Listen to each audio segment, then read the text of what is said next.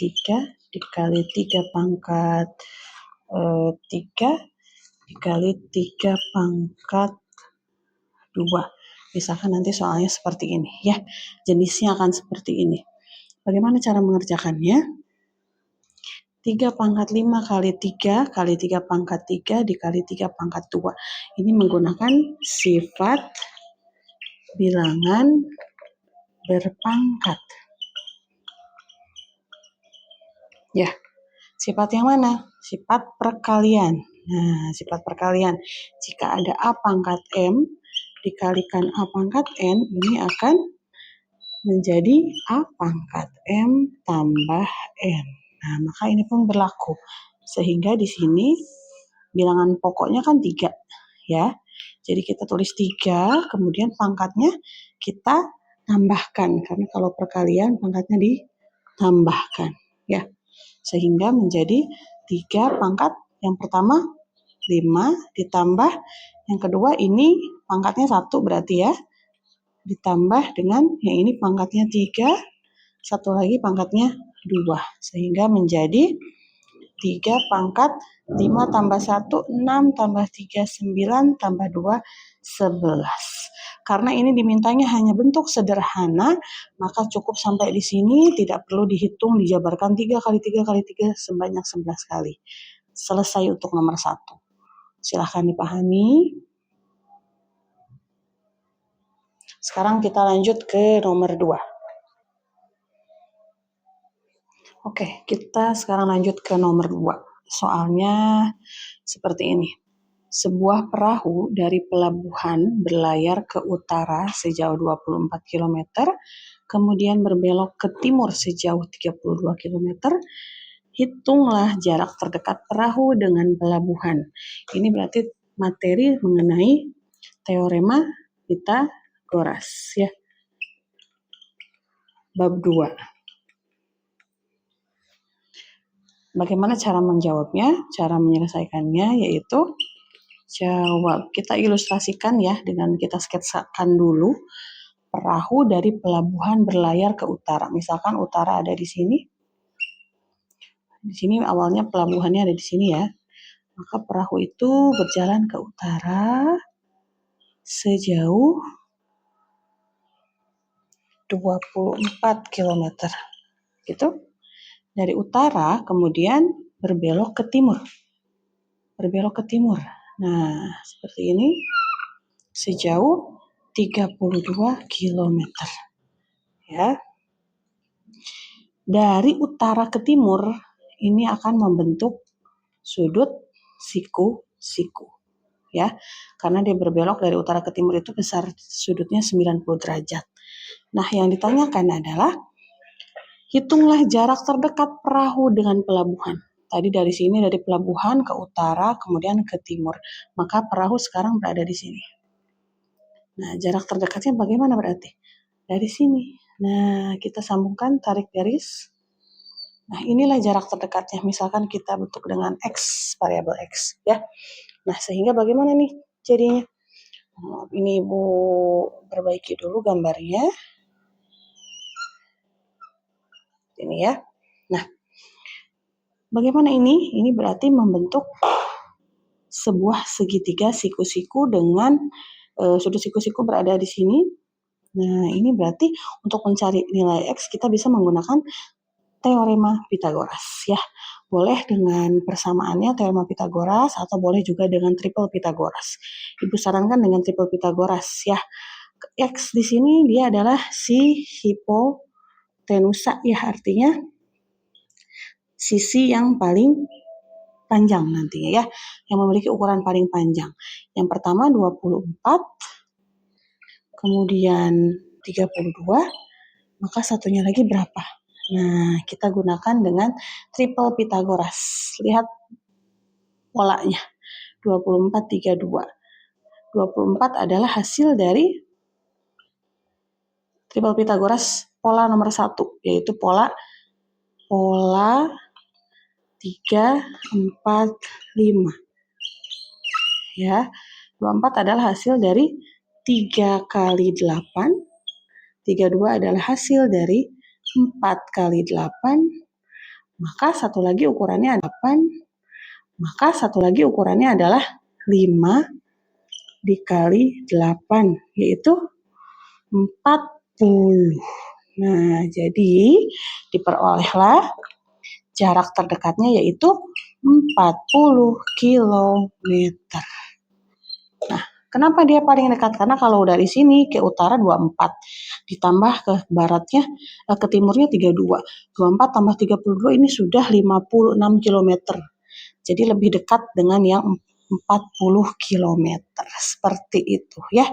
Ini untuk nomor 2. Boleh juga menggunakan misalkan persamaan Pitagorasnya. Ya, tidak menggunakan triple Pitagoras. Berarti nanti kamu persamaannya untuk mencari X kuadrat yaitu 24 kuadrat ditambah 32 kuadrat. Nanti akan sama saja, ketemu hasilnya 40. Ya, silahkan dipahami untuk nomor 2. Kita akan lanjutkan lagi ke nomor 3. Baik, kita lanjutkan sekarang ke nomor 3.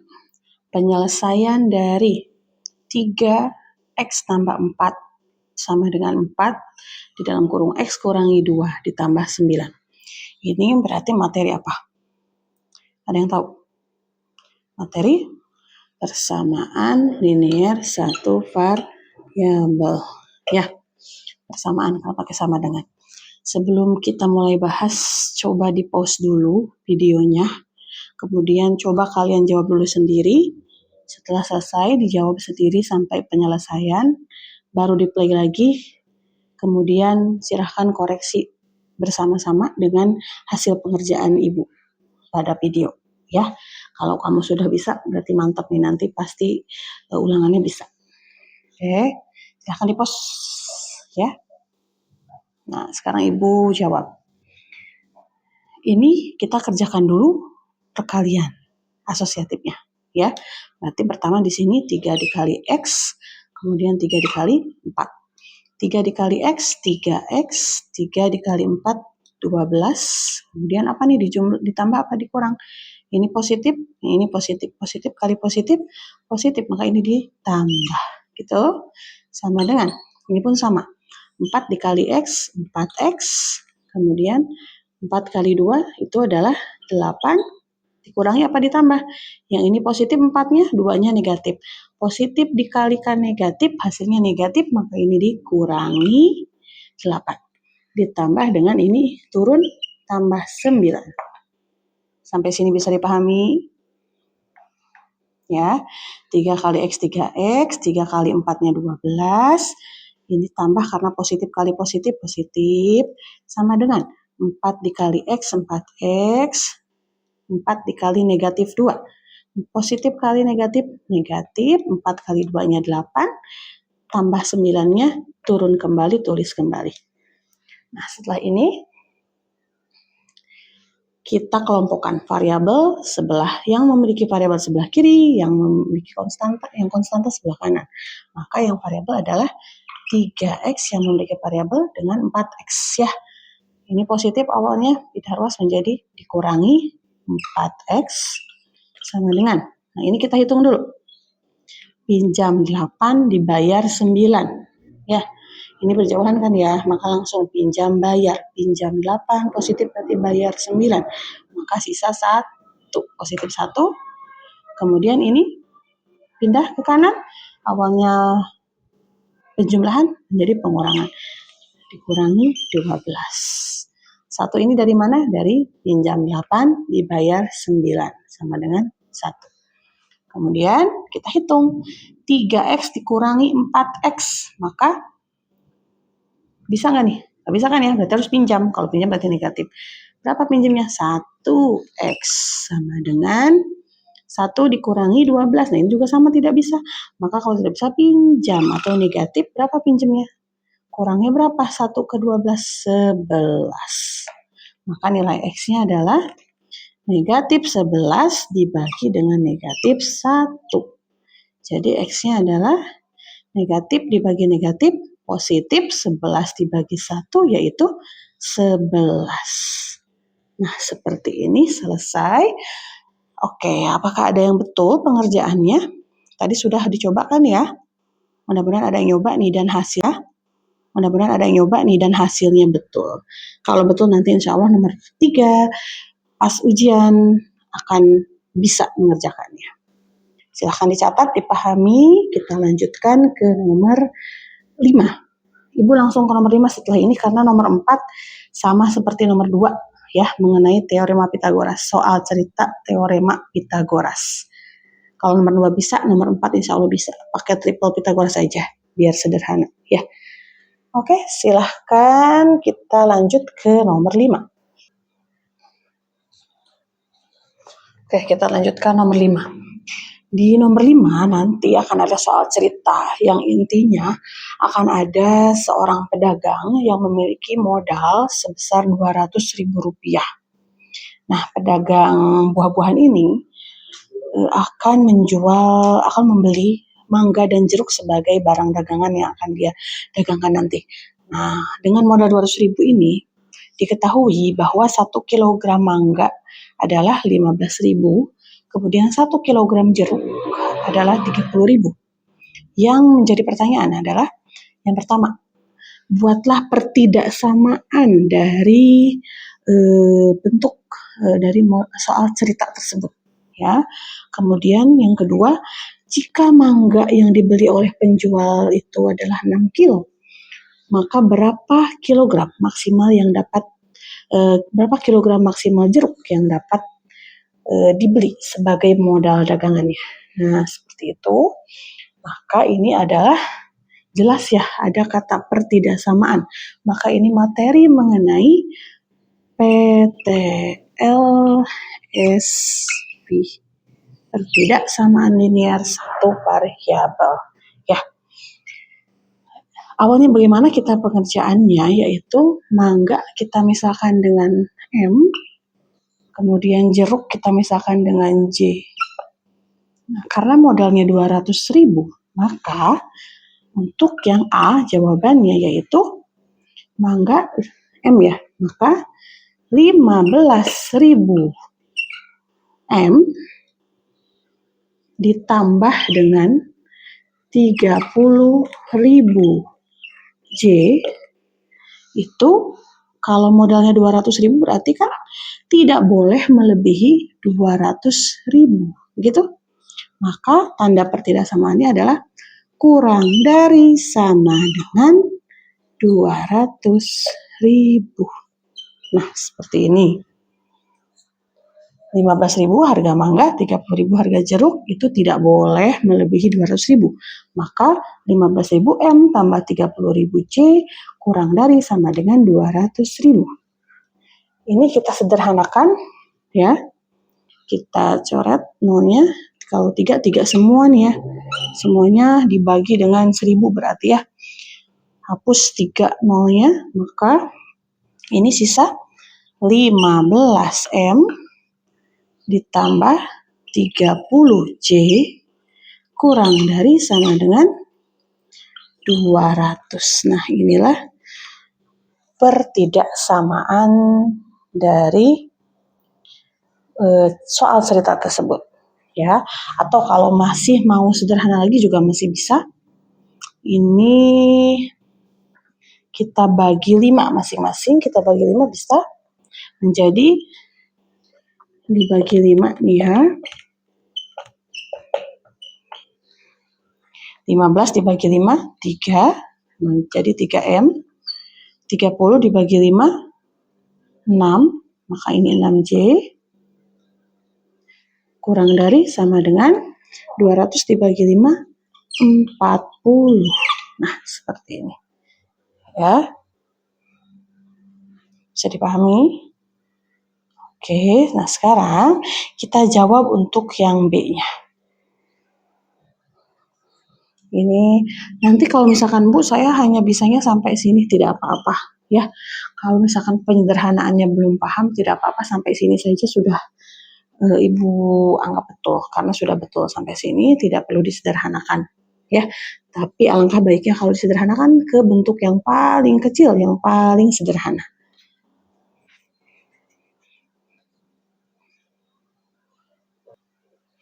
Baik, kita lanjutkan. Untuk yang B, nah di A kita sudah punya pertidaksamaannya. Maka untuk yang B hanya tinggal kita substitusi, kita gantikan saja yang diketahuinya berapa ya. Ini diketahui mangganya itu 6 kilo. Berarti si M nih. M-nya kita substitusi dengan 6. Maka 15.000 dikali 6 tambah 30.000 jeruk itu kurang dari sama dengan 200.000. Sehingga 15.000 dikali 6 adalah 90.000 tambah 30.000 C kurang dari sama dengan 200.000. Gitu ya. Nah, sekarang maka 30.000 jeruk itu adalah kurang dari sama dengan 200.000 diambil 90.000 yaitu 110.000. Nah, coba silahkan. Sekarang jeruknya berarti sebelah mana Ibu ya? Ibu hapus saja bagian atasnya.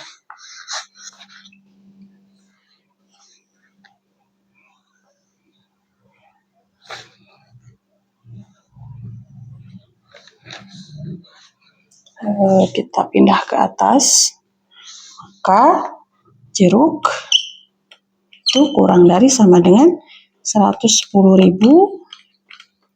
dibagi dengan 30.000. Nah, seperti itu. Karena 110.000 tidak bisa dibagi 30.000, maka kita yang penting tidak boleh melebihi 110.000 nih. Maka kalau 1 kilonya 30.000, maksimal berapa kilo yang bisa didapat yang mendekati 110.000? Yaitu 3 kilogram jeruk. Kenapa? Karena kalau 3 kilogram jeruk, 3 kali 30 itu 90.000 ya, mendekati ke 110.000. Kalau kita ambil jeruknya 4 kilo, 4 kali 30 itu 120.000, melebihi dari sisa pembelian mangga ya. Tidak boleh melebihi karena ini harus kurang dari sama dengan. Maka jeruk yang dapat dibeli jika mangganya 6 kilo, maka jeruknya maksimal 3 kilo saja. Seperti itu. Inilah jawaban nomor 5. Ya. Selesai untuk pembahasan soal esai. Silahkan dipelajari sekarang. Kemarin soal pilihan ganda sudah Ibu berikan contoh-contoh soalnya. Untuk kelas D dan C, silahkan kalian bisa lihat catatan di kelas 8E dan 8B untuk kisi-kisi soal pilihan gandanya. Dan untuk esai silahkan dipelajari, nanti akan Ibu ganti saja angkanya sedikit-sedikit, tapi secara garis besar jenis soalnya akan sama seperti itu.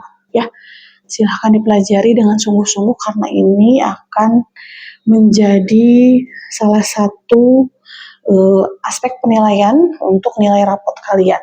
Ya, bobotnya juga lumayan besar. Untuk PSAS silahkan diperjuangkan, diusahakan semaksimal mungkin, jangan disepelekan. Ya, bismillah, semoga bisa, semoga hasilnya nanti memuaskan. Oke, selamat belajar, semoga berhasil. Wassalamualaikum warahmatullahi wabarakatuh.